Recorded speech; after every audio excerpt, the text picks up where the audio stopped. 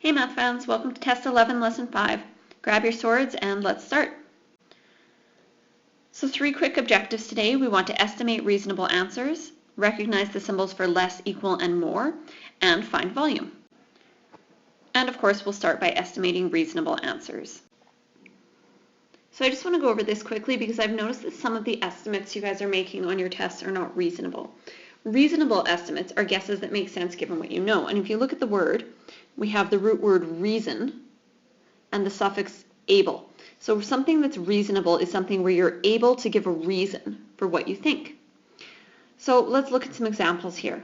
The mass of 10 Smarties, a reasonable estimate would be 10 grams. An unreasonable estimate would be 50 grams.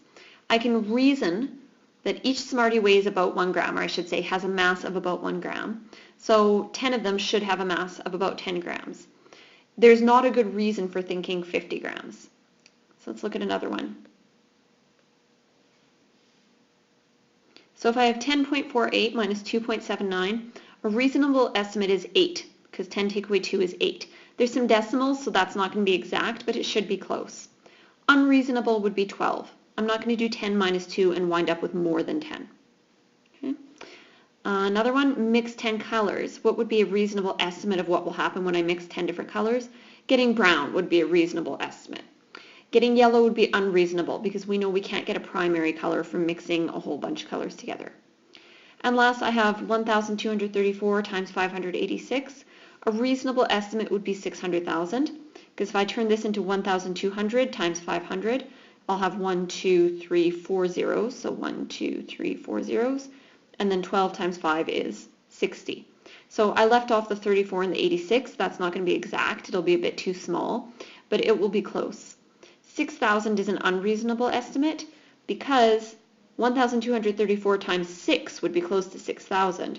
So I know that times 586, that doesn't make sense. Okay? So just make sure that when you're making estimates, they're reasonable. You're able to give a reason for your estimate.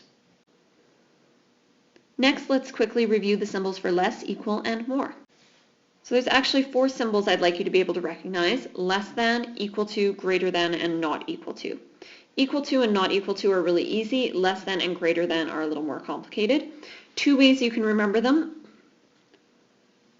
Less than, the symbol for less than looks like the letter L. Okay, so if you can do that, it means less than. If you can't,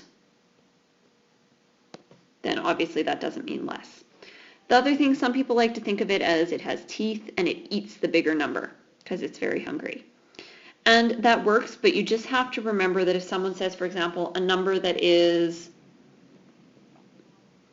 well, then you have to remember, if you can't remember that that says less than 40, you have to remember, okay, if it's eating the 40, then the other number must be smaller. Okay? So your review is here, and then I have a short video for you to watch. So what is a reasonable estimate for 10.24 times 7? And number 2, write the correct symbol that should go in each blank. And if there are 2 possibilities, write them both. So you have 24 and 57, -6 and -6, and -2 and 2. Pause the video here and do this review, and then come back, please.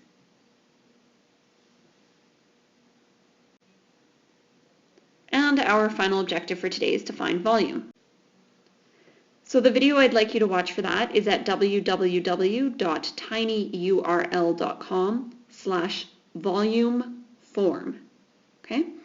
www.tinyurl.com/volumeform. So go there and have a look at that video, and then you're done for the night, and I will see you tomorrow.